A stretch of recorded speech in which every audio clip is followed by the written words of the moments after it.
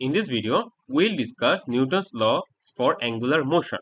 So there are three laws for angular motion Newton's give us.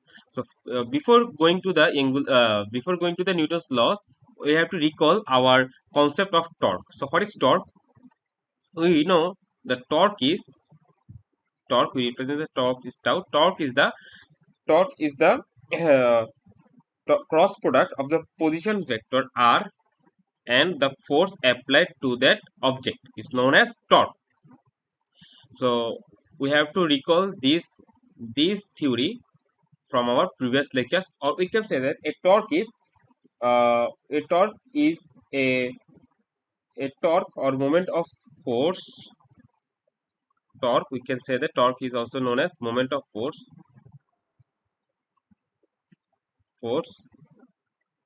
about an axis.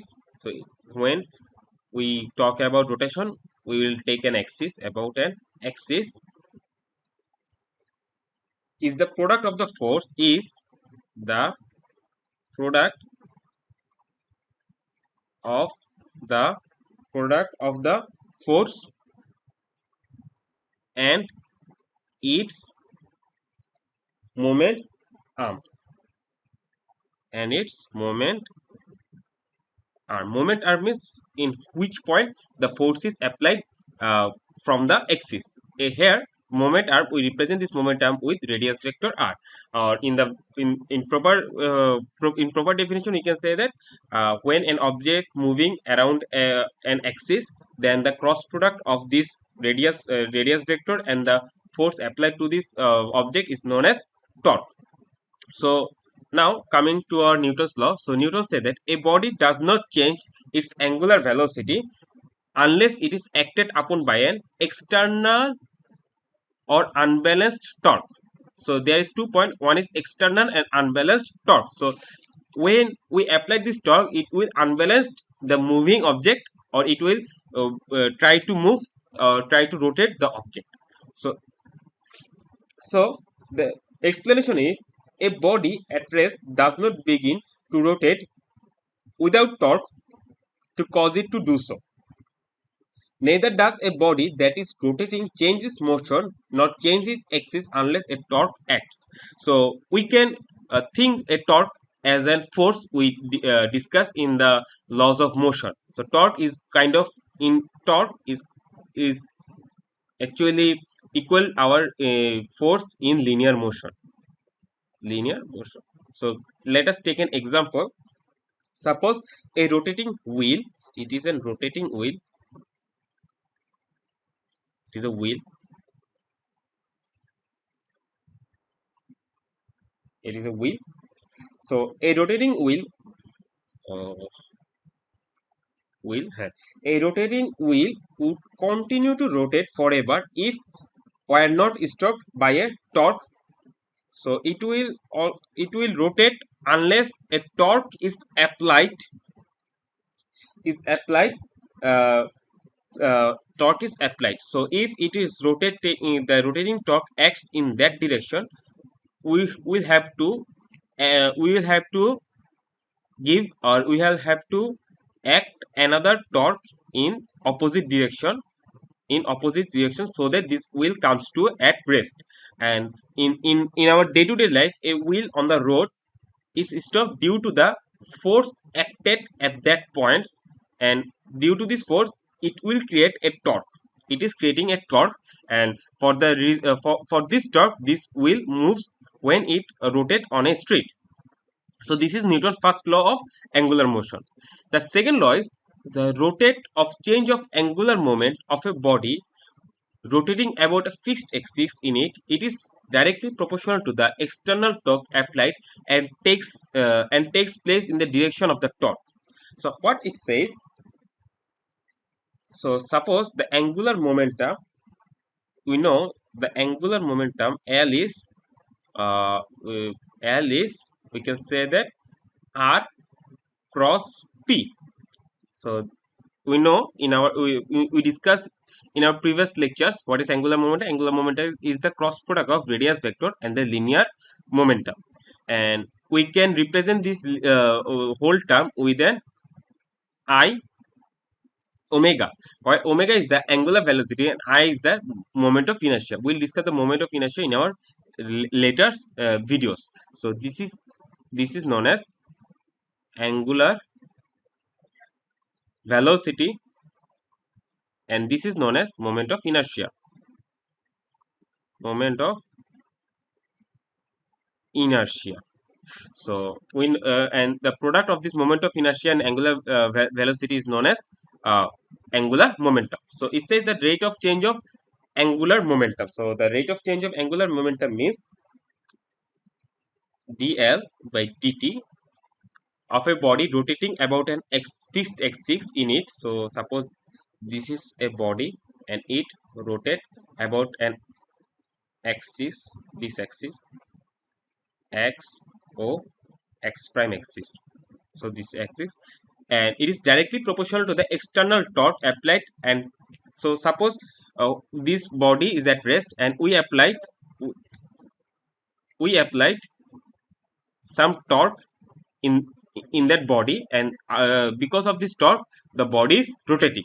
So it says that this torque is proportional to the rate of change of momentum, and it says that the uh, and takes place in the direction of the torque. So in the direction, the body will move in the direction where I applied the torque. So as I apply the torque in anti-clockwise direction, so the body will be moved in anti-clockwise direction. This is known as the second law of Newton's angular motion, laws of for angular motion. So we can simplify this thing. So we can say that torque is proportional to dl by dt. We can simplify this torque with, we know dl means I omega,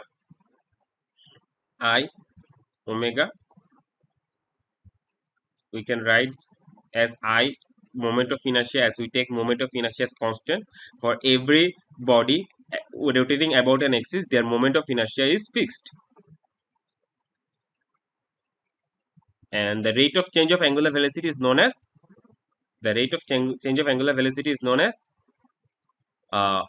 angular acceleration.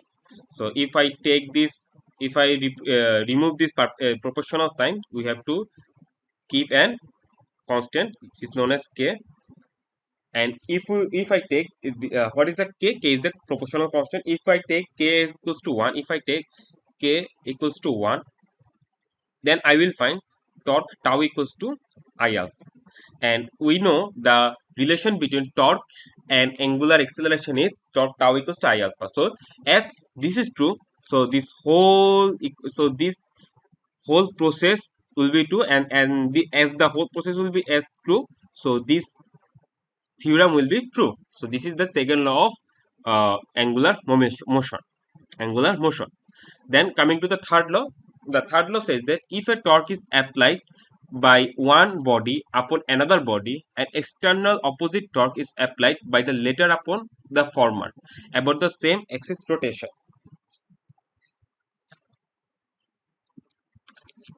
We can think this as Newton's third law of motion, where you say that uh, every action has an equal and opposite reaction.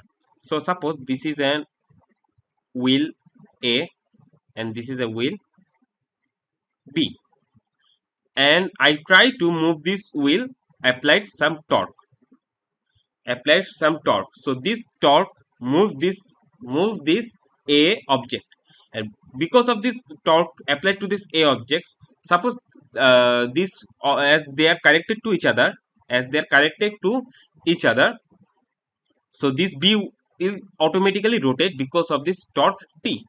So this torque T acted upon A upon B. So this torque is applied at body B. As this torque A of B is applied in this part for the body B, this body B also gives this A as a torque which is known as BA, B acting on A. And Newton's say that these two forces are equal but they are in opposite direction, because one is the torque AB acted at anti-clockwise direction, and torque BA is acted at clockwise direction. So this is the example of Newton's third law of angular motion. So we describe these three laws. Now coming to the next one, is this is known as conservation law of angular momentum. So from Newton's first law of rotational motion, we know that change of angular velocity, we can say that when change of angular velocity means change of angular momentum. Change of angular momentum takes place when a torque is applied on the rotating body. If no torque acts, the body will continue its motion with uniform angular velocity. So we discuss this as this is a wheel. This wheel will not move unless a torque is applied in that wheel, or if this torque is rotating, this wheel is rotating, this wheel will not be at rest unless a torque is applied opposite to this rotating action. So this is first law of motion, first law of angular motion. So from that we can say that if no torque acts, the body will continue its motion with uniform angular velocity. So if no torque applied, if torque tau equals to 0, the body will move with uniform angular velocity. That means the angular velocity remains constant with respect to time. So as this angular velocity remains constant, so the angular momentum also remains constant. So our as angular velocity remains constant, so we can say that our angular momentum will also be constant. Angular momentum will also be constant. So angular momentum will also be constant, and this situation is known as conservation law of angular momentum. So we can say that if the resultant of the torque on a body is 0, so if the resultant of the torque on a body is 0, then the angular momentum of the body is conserved. Conserved means it is conserved whole momentum. The momentum isn't changed. So let us take a mathematical proof.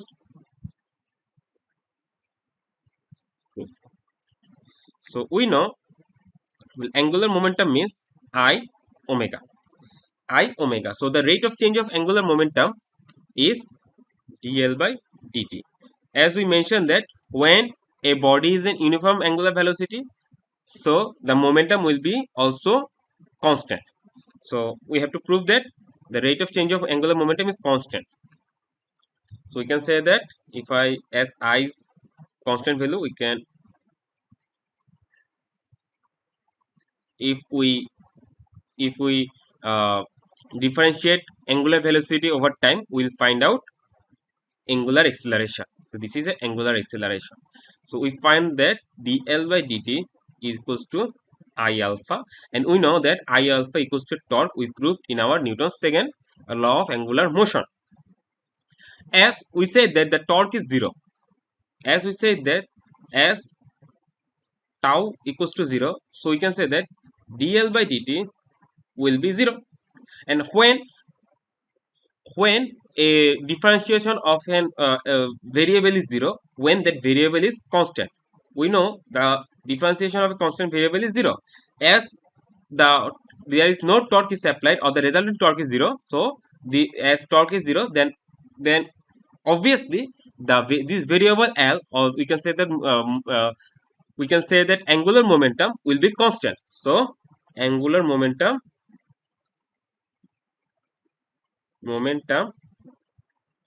is constant, equals to constant. So we prove that thing by a mathematical proof. So that's all for today's video. I hope you understand the laws of Newton's law for angular motion and conservation law of angular momentum. Please subscribe to our channel and like this video. Thank you.